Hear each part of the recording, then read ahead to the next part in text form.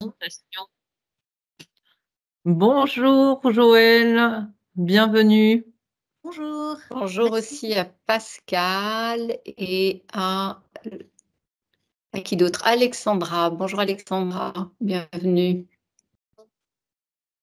Donc, nous sommes ravis avec Anne-Marie de vous accueillir sur ce moment, sur le coaching coactif, où on a eu envie d'accorder un moment plus spécial aux neurosciences, aux sciences qui nourrissent le coaching et le coaching coactif en particulier. J'ai le bonheur pour la deuxième fois d'être aux côtés d'Anne-Marie et de pouvoir animer, co-animer ce moment.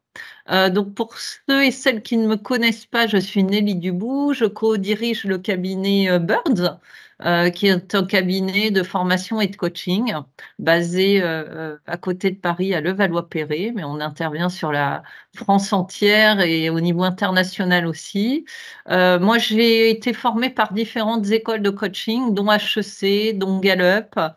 Et je me suis formée à Coactive l'année dernière. Cette année, je suis en cursus de certification et j'irai même vers leadership programme cet été. Donc, ça a été une très belle rencontre pour moi et je suis ravie de la partager. Anne-Marie, je te laisse te présenter en quelques mots. Merci Nelly et merci de l'invitation. Je suis ravie d'être avec vous de nouveau. Très brièvement, je suis coach depuis un peu plus de 15 ans. J'étais manager avant cela et en fait, en découvrant le coaching, je me suis rendu compte que je coachais les membres de mon équipe sans savoir en quelque sorte, notamment quand il s'agissait de prendre la parole en public. Je les préparais pour des missions de prise de parole et c'est le fait que souvent ils étaient incapacités dans la prise de parole qui a piqué ma curiosité pour savoir, tiens, qu'est-ce qui se passe dans le cerveau qui fait que les gens sont incapacités ou pas dans la prise de parole en public notamment. Et du coup, en découvrant le coaching, très rapidement, je me suis intéressée au cerveau.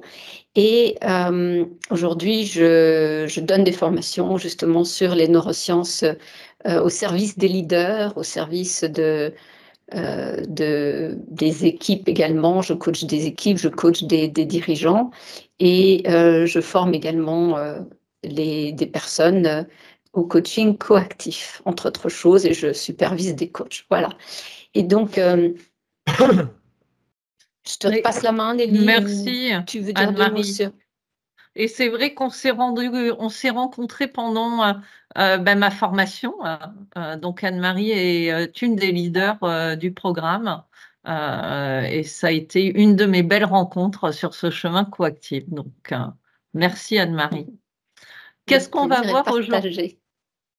Qu'est-ce qu'on va voir aujourd'hui ensemble? Alors, on a la chance qu'Anne-Marie, en effet, ait un savoir, une expertise sur les neurosciences. Donc, elle va nous faire un apport sur qu'est-ce que les neurosciences apportent aujourd'hui dans le coaching et dans le coaching coactif.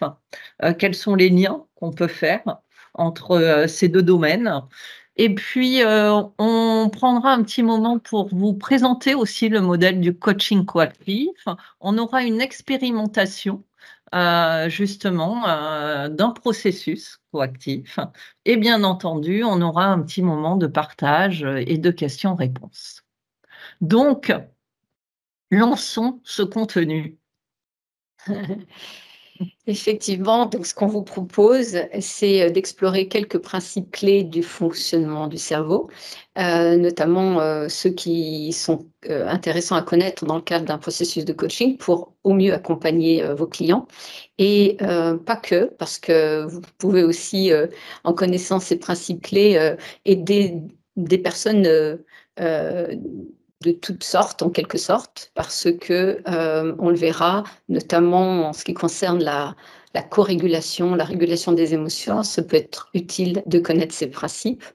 Et puis, on verra comment le coaching stimule notre cortex préfrontal et nous aide en gros à sortir de nos automatismes et nous permet de changer de perspective et du coup aussi d'entrevoir des solutions à des problèmes complexes.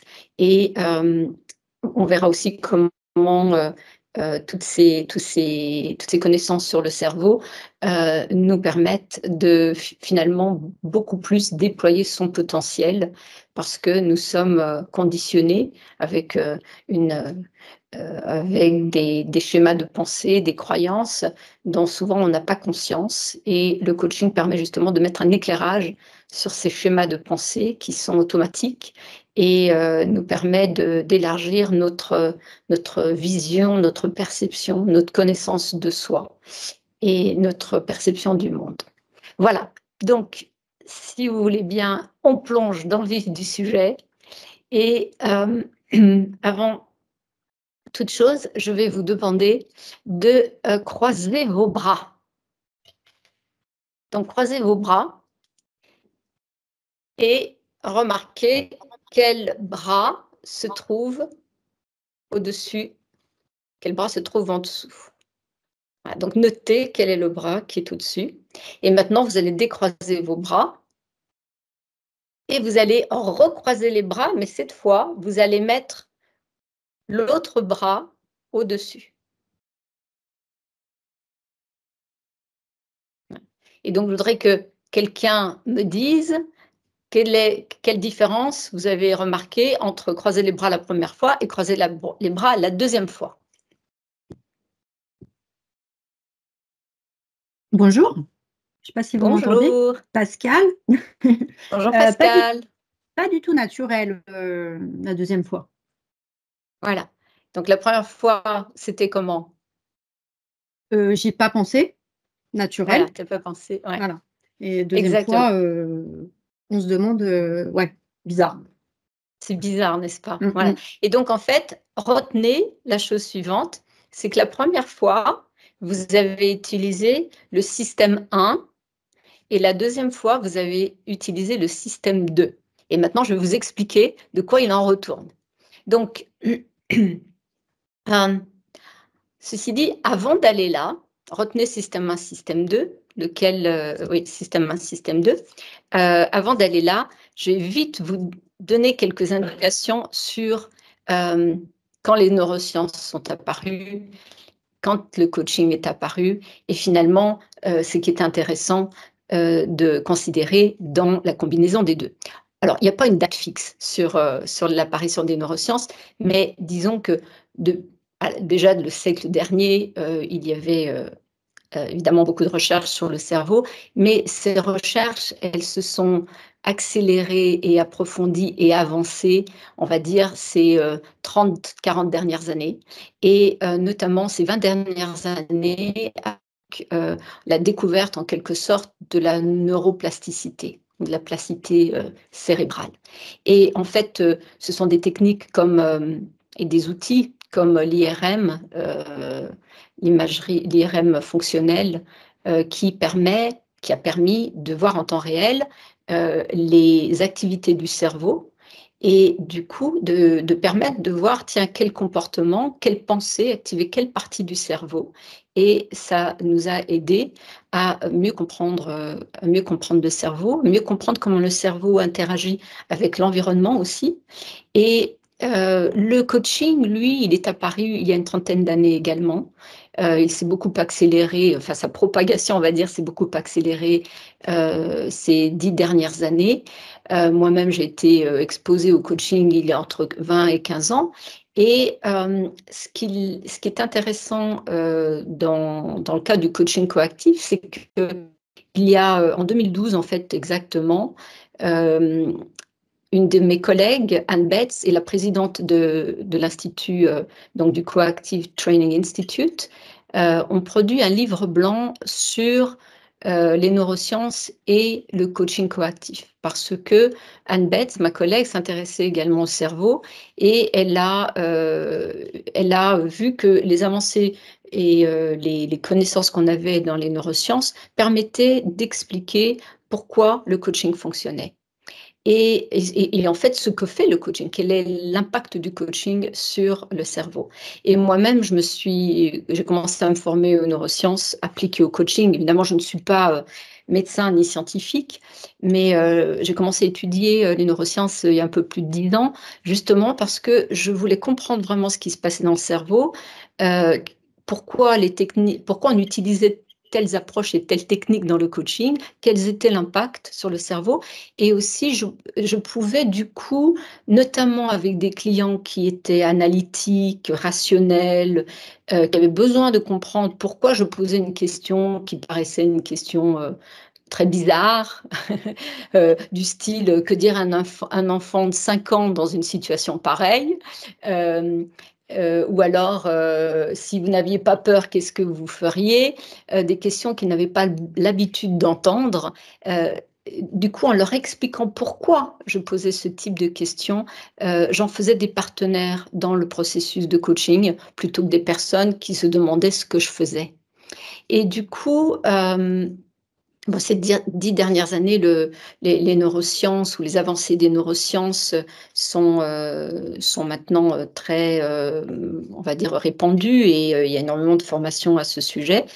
Et aujourd'hui, je n'ai pas la prétention de vous donner un cours sur les neurosciences, mais simplement de voir, tiens, comment elles sont utiles au coaching et comment elles sont utiles aussi dans le coaching coactif. Voilà, donc je vais vous demander maintenant de revenir au système 1 et système 2 et je vais vous... Peut-être, Anne-Marie, ce que je peux partager, c'est que le livre blanc dont tu parles a été localisé en français et est disponible sur le site Coactive France. C'est magnifique. Merci beaucoup, Nelly. Alors, du coup, voilà. Ici, nous avons le système 1 et le système 2. Donc, très brièvement, Daniel Kahneman, qui est un Américain enfin, je ne sais plus s'il est américain exactement, mais bon, il est basé aux États-Unis et il a reçu le prix Nobel d'économie il y a quelques années. Il a écrit ce livre qui, en anglais, s'intitule Thinking Fast and Slow et en français, Les 2 vitesses de la pensée. Et en fait, c'est une description très schématique du cerveau, mais très utile. Et en fait, ce qu'il nous dit, c'est que nous avons un système 1 qui est à l'origine de 95% de nos pensées.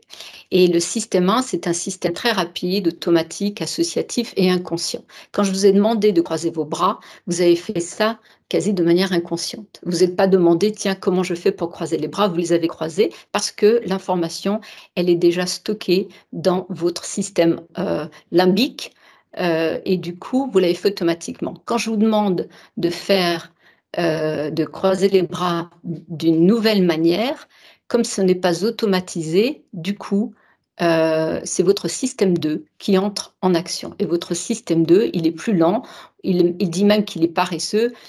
Paresseux, pourquoi? Parce que en fait, notre cerveau, il essaye, dans la mesure du possible, ou tout notre organisme essaie, dans la mesure du possible, d'économiser de l'énergie. Or, le fait de penser, l'activité cérébrale, elle consomme à peu près 20% de l'oxygène que l'on inhale dans le corps. Or, le cerveau ne représente que 2% de la masse de notre corps. Donc une toute petite masse, mais on consomme proportionnellement énormément d'oxygène. Et du coup, le cerveau, il automatise tout ce qu'il peut pour prendre le moins d'énergie possible, de consommer le moins d'énergie possible. Voyez? Et du coup, c'est un cerveau qui est logique et c'est un cerveau qui est inconscient. Mais du coup, vous voyez, 5% de nos pensées, elles viennent du système 2. Donc, en fait, à longueur de journée, on produit des pensées qui sont des pensées qui viennent d'un système, on va dire, automatique, d'une base de données qui est déjà là, on va dire, okay, très schématiquement. Mais c'est très utile parce que du coup, notre système 1, il nous permet de faire des choses très, très répétitives, très rapidement, sans se poser de questions, comme conduire sa voiture, comme faire un café, comme mettre une poêle sur le feu. On ne se demande pas comment on va faire, on le fait. Et du coup, ça nous permet de prendre 5 à 6 000 décisions par jour de façon très rapide et automatique. Le problème, c'est que c'est donc ce système 1 qui est en activité permanente. Enfin, les deux communiquent. Le système 1 et le système 2, ils communiquent. Hein. Ce n'est pas comme s'il y en avait un qui était complètement arrêté, l'autre complètement allumé. Mais disons que, en fait, nous essayons de résoudre des problèmes très complexes, puisque nous vivons dans un monde avec beaucoup de complexité, avec un système 1 qui n'est pas conçu pour la complexité. Et en fait, nous avons un problème à ce niveau-là parce que notre système 1, il est plutôt binaire. Il n'est pas capable de discerner la nuance. La nuance, c'est notre système 1 qui peut la détecter, qui peut nous permettre d'aller dans la nuance. Et du coup, c'est un élément intéressant et important dans le cadre du coaching, parce que le coaching, lui, il va permettre de mettre un éclairage sur « Ah tiens, tu vois ça comme ça, et tiens, et est-ce qu'il n'y a que ça à voir, ou est-ce qu'il y a d'autres choses ? Tiens, et si on allait un peu plus dans la nuance, est-ce que c'est vraiment blanc ou noir, l'un ou l'autre, tout ou rien, ou est-ce qu'il y a des zones grises entre les deux ? » Ça, c'est le système 2 qui nous permet d'y aller et de voir la nuance. Et du coup, de trouver d'autres éléments et de voir d'autres éléments dans la réalité de tous les jours qui sont importants à considérer pour trouver des solutions à des problèmes complexes. Et donc, quand on est seul dans sa tête, dans ses pensées, eh bien, on est seul aussi avec son système 1 qui, évidemment, nous permet d'être efficace jusqu'à un certain degré. Et puis, à un certain moment, ça peut bloquer. C'est-à-dire, on peut se retrouver dans des situations où on est stressé, où on est bloqué, où on continue à faire les mêmes erreurs parce qu'on continue de produire les mêmes schémas de pensée. Voilà. Est-ce que c'est clair jusque-là ? C'est bon, je peux continuer, j'avance un peu vite, mais après, évidemment, je prendrai des questions. Donc, en fait, le coaching, il est utile. Pourquoi ? Parce qu'il favorise la bascule entre le cerveau limbique et le cortex préfrontal. Justement parce qu'on pose des questions qui sont des questions que, en général, le coaché ne se pose pas tout seul. Hein, pour revenir à la question tout à l'heure, tiens, qu'est-ce que ferait un enfant de 5 ans dans une situation pareille ? Alors là, je n'avais pas déjà intégré cette réponse dans mon système 1. Donc, du coup, les questions du coaching, elles visent précisément à, si vous voulez, créer d'autres avenues, sortir la pensée, la réflexion du système 1 pour aller dans le système 2. Et le système 2, lui, c'est vraiment le siège de notre intelligence, de notre imagination. D'accord ? Donc, du coup, ces questions de coaching peuvent précisément nous emmener vers d'autres solutions, à voir les choses d'une autre manière, d'une manière plus nuancée, etc. Voilà, en gros, de manière schématique, ce que permet le coaching. Et je vous parlais tout à l'heure de la plasticité cérébrale. Ce qui est intéressant de savoir aussi, c'est que jusqu'à il y a peu, finalement, il y a une vingtaine d'années, une quinzaine d'années, on pensait que le cerveau était, il devenait adulte, à l'âge adulte, vers entre 21 et 25 ans, on disait, ça y est, le cerveau est formé, c'est bon. Et on pensait qu'après ça, il n'évoluait plus. Or, la plasticité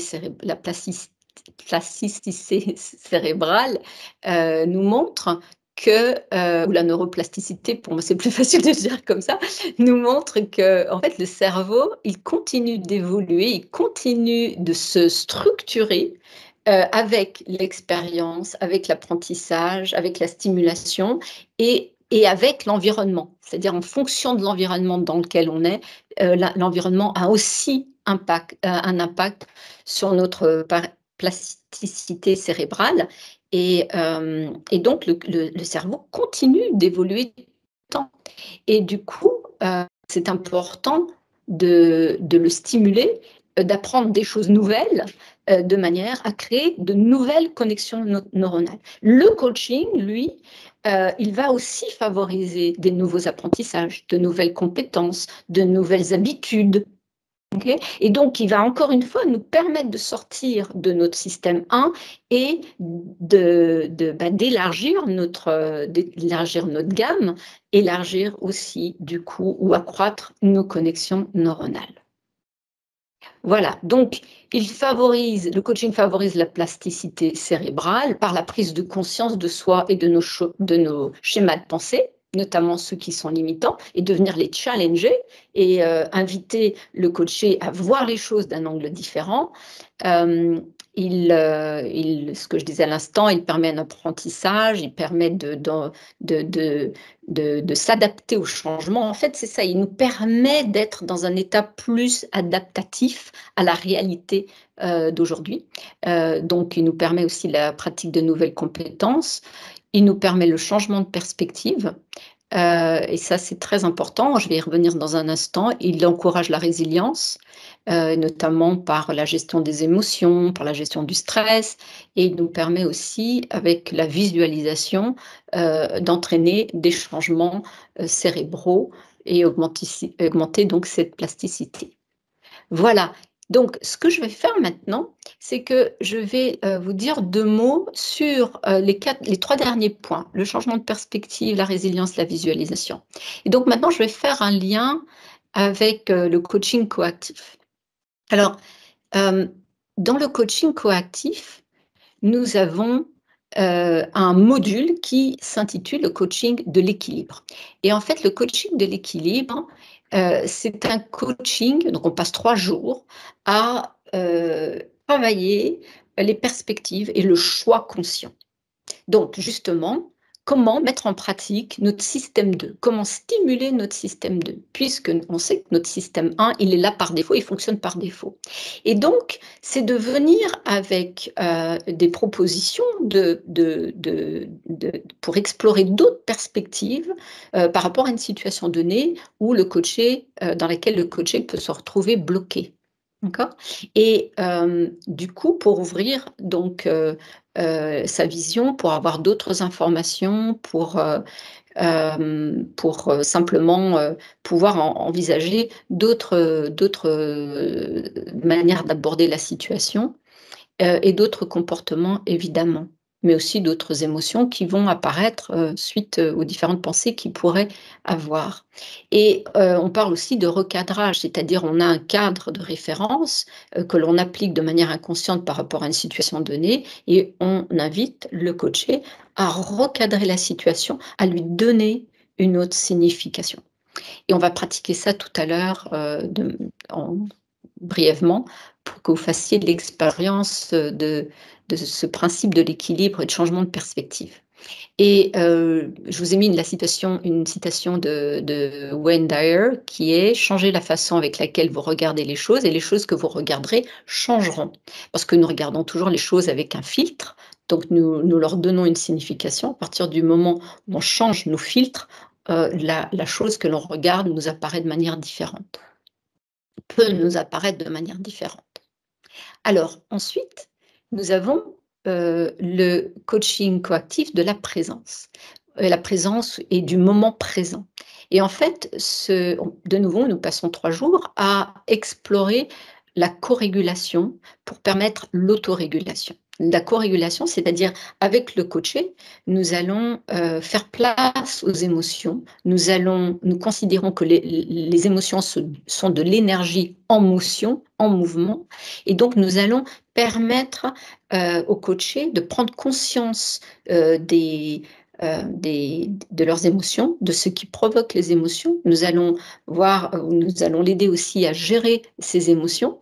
Et on sait que cette co-régulation va ensuite permettre l'autorégulation, c'est-à-dire le coaché va apprendre à nommer ses émotions, va apprendre à mettre une distance avec ses émotions, non pas pour mettre un couvercle dessus, mais au contraire pour pouvoir les gérer et du coup de regagner leur capacité à utiliser le système 2. Parce que dans un état émotionnel, surtout un état émotionnel fort, eh bien, nous sommes dans le système 1. Et donc, nous avons du mal à naviguer dans la complexité, à trouver des solutions à des problèmes complexes quand nous sommes dans le système 1. Okay. Et ensuite, nous avons un module de 3 jours aussi qui s'appelle le module de l'épanouissement. Et là, nous utilisons entre autres la visualisation qui vont permettre des changements dans la structure cérébrale. Et alors, ce qui est important de savoir, c'est que le cerveau ne fait pas la différence entre ce qui est réel et ce qui est fictif. Donc, c'est-à-dire que lorsqu'on va au cinéma, on pleure devant un écran, personne ne meurt dans la salle, mais on pleure quand même. Parce que nous projetons, nous voyons sur l'écran des images qui, du coup, provoquent des émotions. Mais notre cerveau, à ce moment-là, ne sait pas que c'est sur un écran, c'est pas dans la salle. Et en fait, ce principe, il est très important à comprendre. Pourquoi? Parce qu'en permanence, on se fait des films. On se passe des films tout le temps. Et très souvent, les films sont des films plutôt catastrophiques. C'est plutôt des séries noires. Vous voyez, qu'on se passe à longueur de journée, on se fait peur, non pas parce que la menace est dans la pièce, mais parce qu'on stresse, parce qu'on imagine une situation qui peut être effrayante. Et du coup, le coaching, lui, il va permettre non seulement de relativiser et de dire, alors là, maintenant, tout de suite, tout va bien, ou alors, enfin, on est hors de danger, donc déjà revenir au moment présent, mais ensuite, il va permettre, avec la visualisation, de se faire des films qui, eux, vont être plus aidants. Et c'est ce que font les sportifs, d'ailleurs, tout le temps. Les sportifs, ils utilisent ces techniques en permanence, où ils se visualisent faire leurs meilleures courses, leurs meilleures performances, avec des gestes précis. Ils se font des films très détaillés pour pouvoir ensuite réussir. Voilà. Et là, j'ai une situation de Napoleon Hill. Tout ce que l'esprit peut concevoir et croire, il peut le réaliser. Voilà. Donc, j'accélère pour pouvoir passer la main à Nelly. J'espère que c'est clair pour l'instant. Et de nouveau, je prendrai des questions après. Voilà. Ça fait un bon lien avec notre modèle coactif, hein, parce que tu as présenté le cœur des 3 principes qu'on a au sein du modèle coactif. C'est vrai que l'approche coactive, c'est une approche qui est une approche de coaching intégrée, c'est-à-dire qu'elle s'appuie sur différentes approches, différentes philosophies, et c'est ce qui fait que c'est une méthode qui va adresser la personne dans son entier, dans son entièreté. Donc, au niveau de la tête, du cœur, du corps, et voire même de l'âme, si on regarde la partie spirituelle. Donc, vous voyez au centre du modèle les 3 principes que Anne-Marie a pu présenter. C'est-à-dire qu'on va adresser en termes de coaching, plus précisément, un coaching d'épanouissement, pour développer la personne dans sa vie personnelle, professionnelle.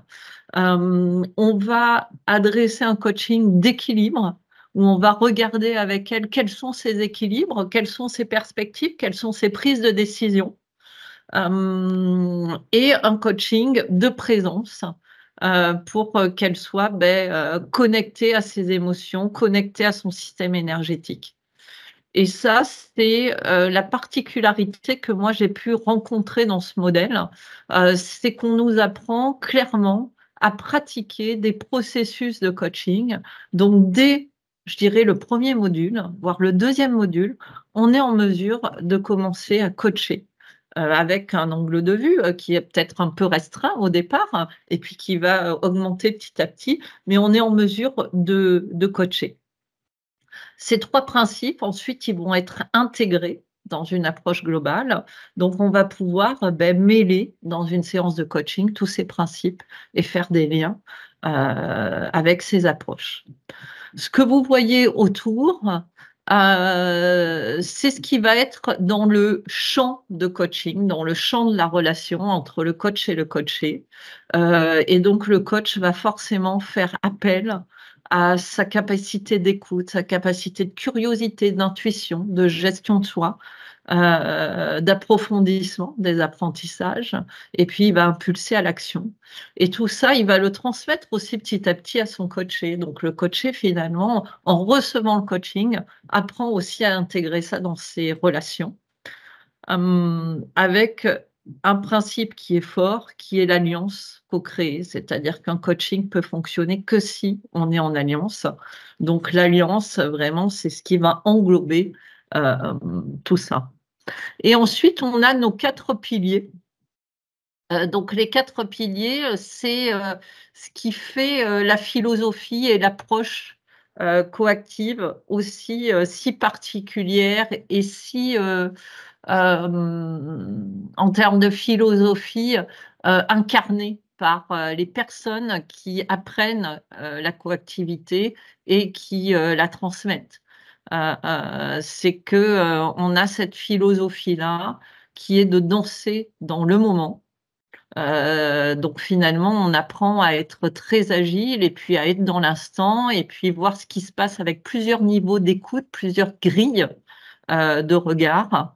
Si tu permets, Oui, vas-y, Lydie, juste Anne-Marie, pour dire bien quelque chose sûr. sur danser dans ce moment, parce que la traduction de l'anglais peut paraître curieuse, le mot danser. Et en Oui, fait, c'est vraiment cette capacité du coach coactif à travailler avec l'émergent. Donc, on ne vient pas avec un agenda, on ne vient pas avec une sauce déjà toute faite de ce qui pourrait être utile pour le coacher, mais on fait vraiment la place à ce qui est présent. Et ça peut être des émotions, ça peut être plein d'autres choses, mais on travaille avec ce qu'il a maintenant. Voilà. ouais. Et on travaille avec la totalité de la personne. Donc, c'est ce que je disais au niveau de l'émotionnel, du corps, du cérébral et du spirituel. On a aussi une conviction qui est forte, c'est que les personnes sont naturellement créatives, pleines de ressources et complètes. Donc, on va mettre en autonomie nos coachés. On va faire en sorte qu'ils soient de plus en plus connectés à leurs ressources et on croit en leurs ressources. Donc, il y a beaucoup de reconnaissance aussi, il y a beaucoup de psychologie positive dans cette approche. Et Si tu permets, oui, Nelly, tu permets de nouveau que je t'interrompe 2 secondes juste vas-y. parce qu'en fait, ce qui est intéressant aussi avec ce pilier que tu viens d'indiquer, c'est que quand le coach coactif vraiment est dans cette croyance et avec cette posture que les personnes sont naturellement créatives, pleines de ressources et complètes, eh bien, il ne va pas chercher à changer l'autre, il ne va pas chercher à influencer l'autre, il va plutôt créer un climat de confiance et ça aussi, ça change quelque chose dans le cerveau.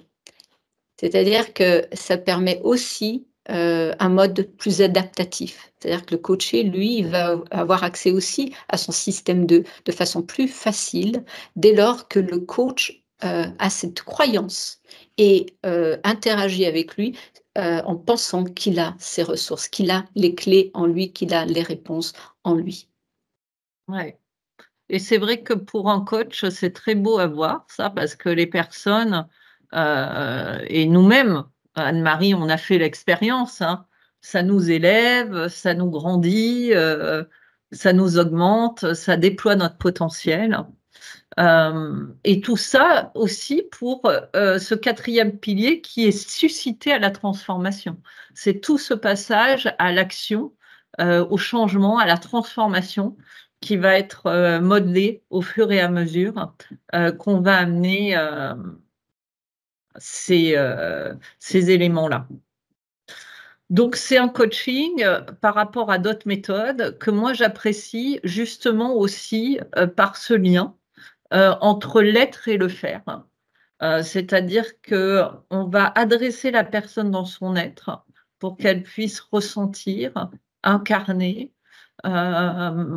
et on va l'amener aussi vers le faire par rapport à cette incarnation. On parle souvent d'honorer ses valeurs, honorer les valeurs qui nous sont chères dans notre faire et puis dans notre être. Donc, voilà, le co, c'est l'être et l'actif, c'est le faire. Et le trait d'union entre les deux, Oui. il est extrêmement important. Pourquoi? Parce que c'est ce qui fait le lien entre deux polarités. Et aujourd'hui, on sait que pour pouvoir apporter des solutions novatrices à des problèmes complexes, pour permettre à notre cerveau de développer cette complexité nécessaire pour bien naviguer, gérer et être efficace dans un monde complexe, on doit être capable je cherche le mot en français,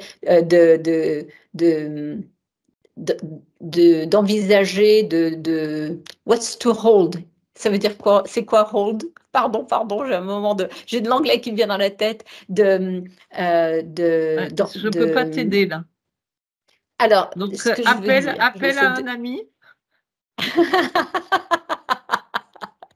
En fait, c'est de pouvoir concevoir les deux polarités. Ouais, porter son attention sur les deux polarités en même temps. C'est pas, justement, notre système 1, c'est un système qui est binaire. Okay? C'est ça ou ça.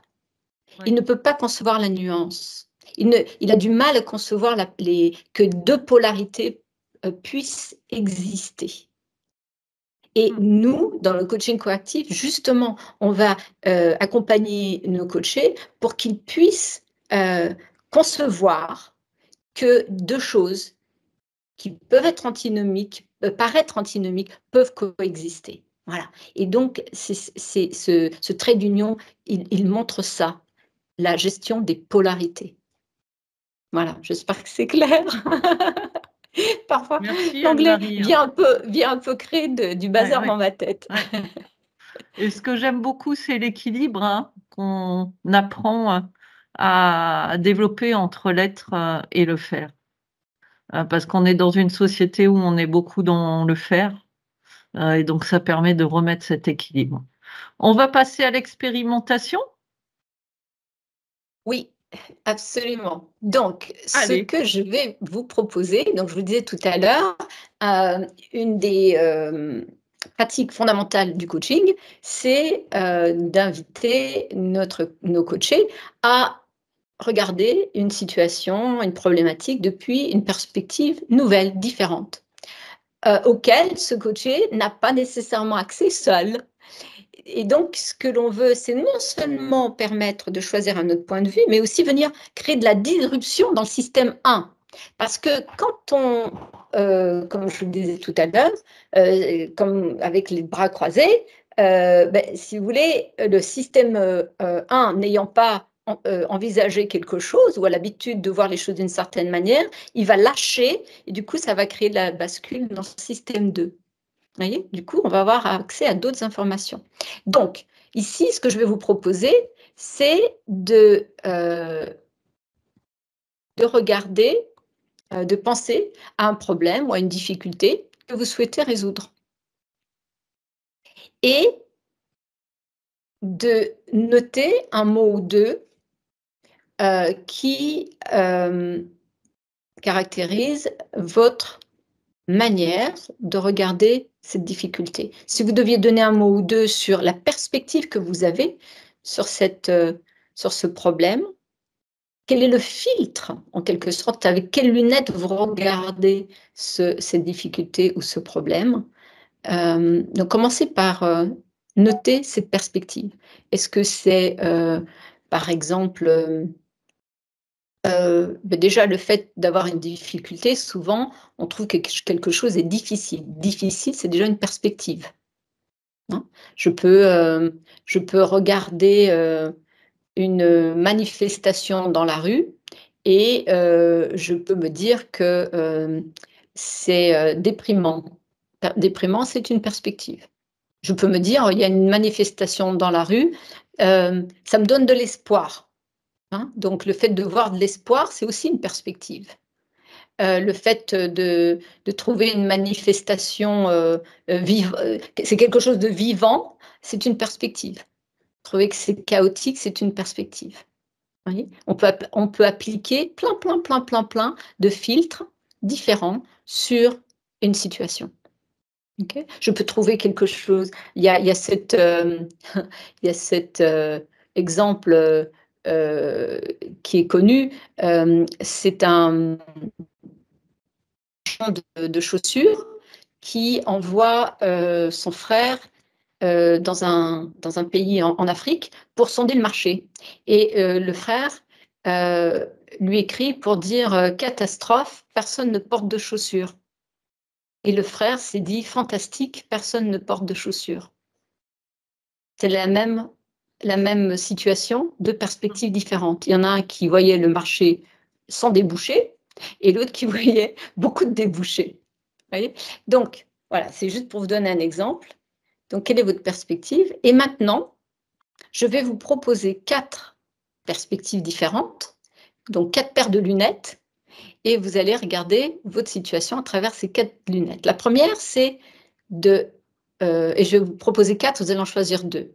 Donc, je vous propose un enfant de 5 ans, comment un enfant de 5 ans regarderait votre perspective, votre problème, votre problématique, qu'est-ce qu'il se dirait? La deuxième, c'est que dirait ou que verrait un astronaute s'il regardait cette problématique. La troisième, c'est que verrait ou que dirait une grand-mère, n'importe laquelle, une grand-mère. Et la quatrième, c'est que dirait ou que penserait un acrobate, un ou une acrobate. Donc vous en choisissez 2 et puis vous imaginez mettre le filtre, la lunette, se dire tiens, si j'étais un acrobate, qu'est-ce que je verrais? Ou qu'est-ce qu'un acrobate verrait ou penserait par rapport à cette situation? Donc, je vous laisse quelques minutes pour le faire.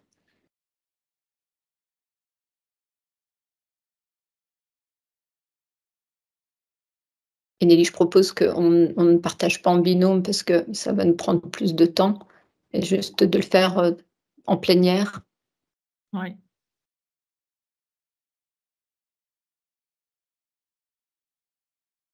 C'est même encore mieux.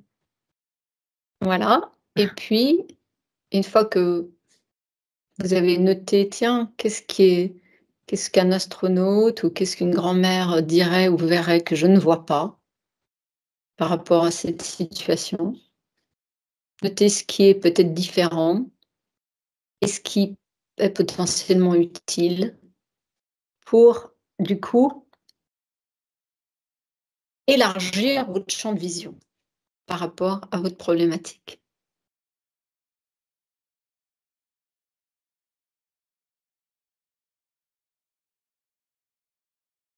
Et nous avons le temps d'écouter une personne, s'il y a une personne qui veut partager ce qui a changé, ce qui est différent dans sa manière de regarder, d'aborder sa problématique. Est-ce que quelqu'un est partant?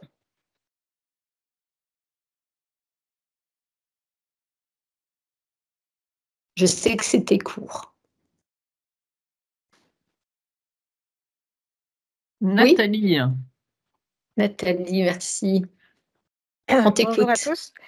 Bonjour. Alors, je veux bien tenter l'expérience. Je vais vous expliquer mon système 1, c'est ça? Donc moi, j'ai marqué moins être dans la spontanéité lorsque je suis en one-to-one avec une trame de questionnement en anglais. Et quand je prends les lunettes d'un enfant de 5 ans, en fait, je me dis: «Mais en fait, il va faire du franglais, il va pas se poser la question, il va y aller direct et à la rigueur, il suivra peut-être pas la trame de questionnement et ça ira très bien». Voilà.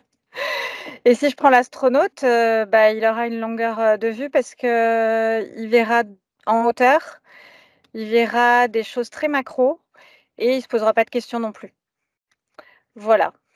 D'accord. Et du coup, toi, pour résoudre ton problème, quelle est l'info que tu prends et que tu vas intégrer dans ta manière d'aborder ta difficulté ou ton problème? Je me dis en fait, faut pas que je me pose trop de questions. Voilà, c'est ça que je me dis. Et je privilégie toujours la spontanéité. Donc, voilà, peut-être que c'est mon prisme, mais je me dis la trame de questionnement, elle est là juste pour, si jamais j'ai un trou ou quoi que ce soit, mais généralement, ça va bien. Voilà, D'accord, c'est ça que je OK, prends. très Et bien. j'aime bien l'idée de l'astronaute parce que ça donne une hauteur de vue, vraiment. Oui, Donc merci pour c'est cet ça. exemple. Oui, c'est ça. Et donc, effectivement, vous pouvez proposer des perspectives comme je viens de le faire, ou vous pouvez aussi, heu, co-créer les perspectives avec, votre coaché.